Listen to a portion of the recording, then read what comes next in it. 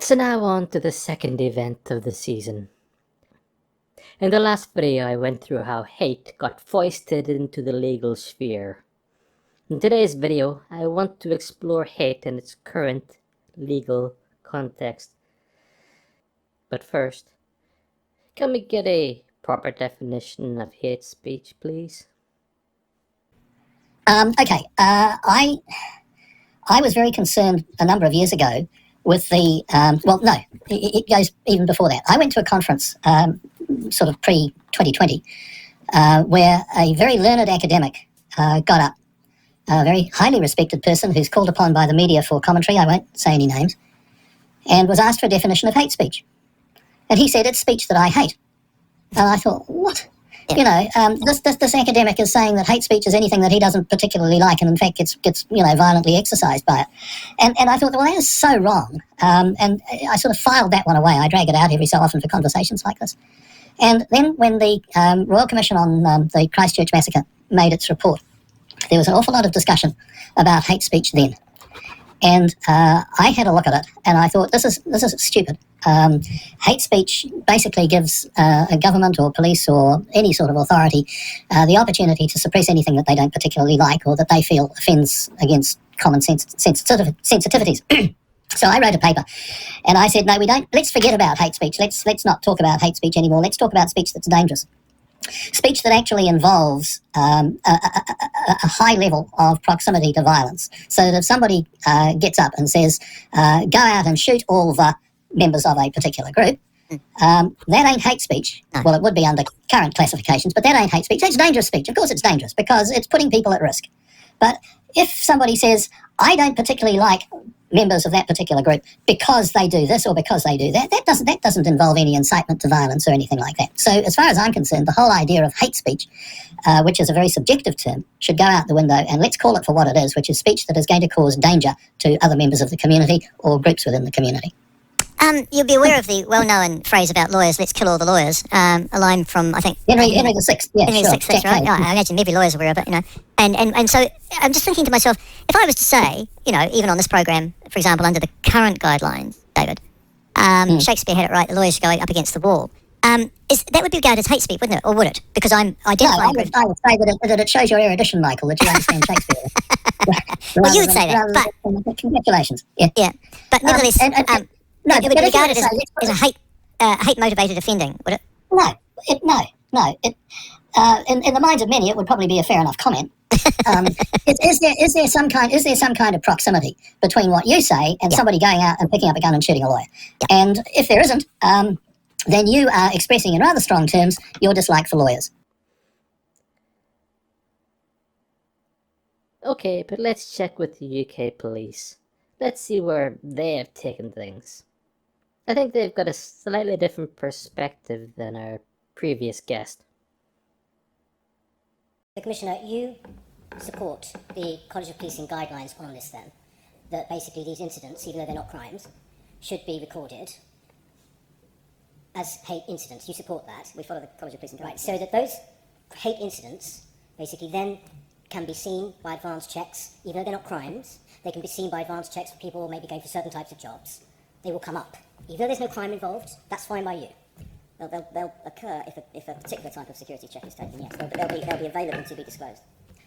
Do you know very much about the case of Harry Miller that I think you referred to at the beginning in the High Court? You know about the case? I know about the case. I'm not an expert in it. Right, okay. Well, you know that because of various tweets he liked, as it were, he was caught by a policeman who said that he had come to check his thinking. Check his thinking.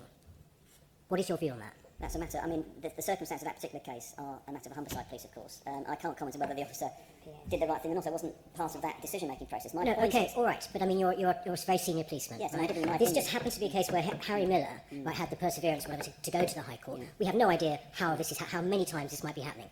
He was told that he had to check his thinking, right? And basically, he came back and said this is sort of Orwellian. And basically, when it actually came down to the case, which was about him, I think he liked some sort of limerick about a trans woman, something like this. Essentially, the policeman then went into all sorts of strange details about why he'd come, and then said, I've been on a course about it. So your policemen are going on courses about this sort of thing, right? The end result is that this man was taken to a very, very, a level of depression because of what was happening, because someone felt that they could check his thinking. I do not find that that is an extremely frightening prospect that we're facing now.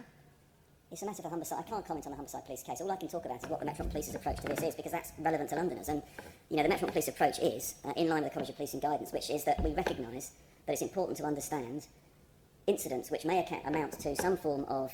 Yes, I know you've already been through that. You've already told me. But the judge, Mr. Justice Knowles, in this particular case, right, said compared the actions of the police to the Gestapo or to the Stasi. Right, he said very, very worrying, very, very worrying. And there is this sort of assumption made somehow that if someone says something which, you know, that is a hate instance, this will automatically possibly lead to a hate crime. And he said that this was, in this particular case, that there was absolutely no evidence to suggest that at all.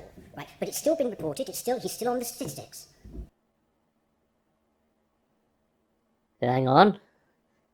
Something's just come across my desk.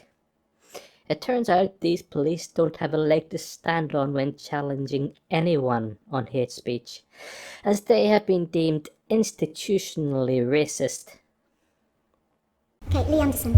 Thanks, Chair. Just a couple of quick questions, please, for Councillor Rebecca Knox. I think you was in agreement that your force was institutionally racist. Is that correct? I agreed with the report, the independent report, and so did the Chief Fire Officer, accept the findings. Okay, so of that can you report. please tell me, Councillor, what unfair advantages white people have in your force? I would hope not, none.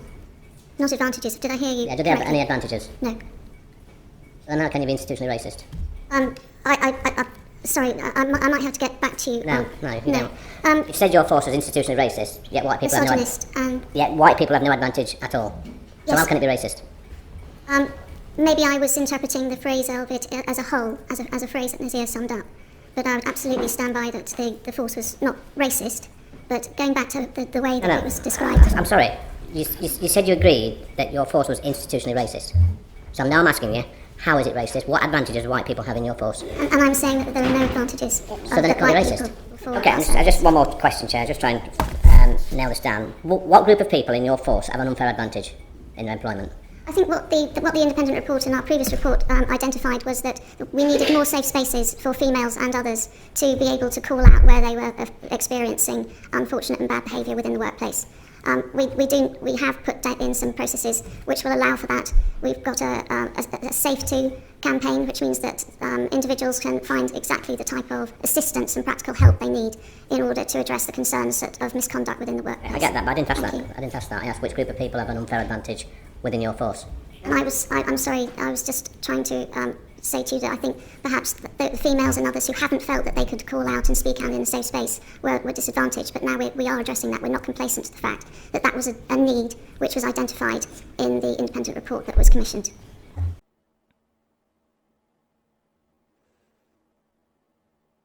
Dear Lord, it just appears to be getting worse now. Hate speech is being lobbed around in UK Parliament. Thank you, Mr. Speaker. Before I get to the specifics of what the Honourable Lady raises, I have noticed a consistent hostility and unpleasantness in the Honourable Lady's questions towards me, and this has been going on for some time, weeks in fact, Mr. Speaker. I'm getting the impression the Honourable Lady does not like me, perhaps even hates me, and her followers on social media certainly do, and there are patronising undertones in what she says, and I believe she is saying that I'm deficient in my abilities to answer her questions, perhaps because I am a woman. I feel very intimidated, upset, and deeply, deeply hurt. So as well as noting her questions, I have been sat on the front bench filling in a hate-related report form, which my officials have kindly placed in my folder. I'm going to have one ready for every single SNP colleague that gets to their feet. If I did send it to the Scottish Police, they would be obliged to investigate, increasing the growing number of reasons why they are struggling to attend burglaries. I sincerely hope that the SNP's new hate crime laws does not have a chilling effect on our exchanges. Turning to the Honourable Lady's questions, I'm not sure the Honourable Lady has understood the purpose of business questions. The questions that she has asked are questions which should be directed to departments, the Cabinet Office, the Department for Work and Pensions. She can ask these questions of me, and I can write to these departments for her, but she could also cut out the middleman and just write to the departments herself. I look forward to receiving her list of questions. I think it is now 2 months overdue when she said she would send it to me, and I will farm them out to the relevant government departments and ask them to respond to the Honourable Lady.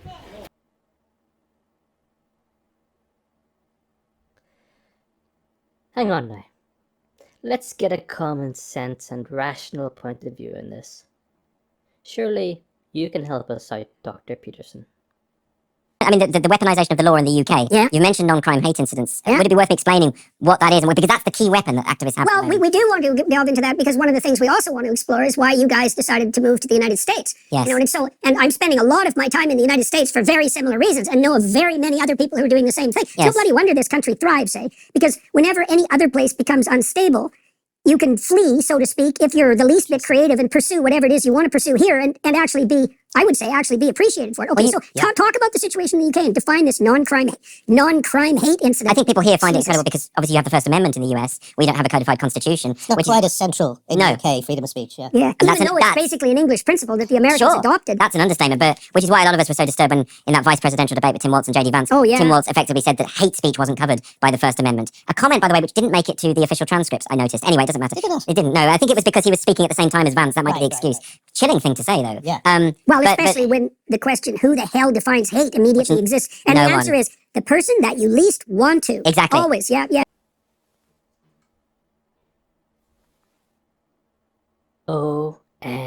OMFG. We are completely screwed.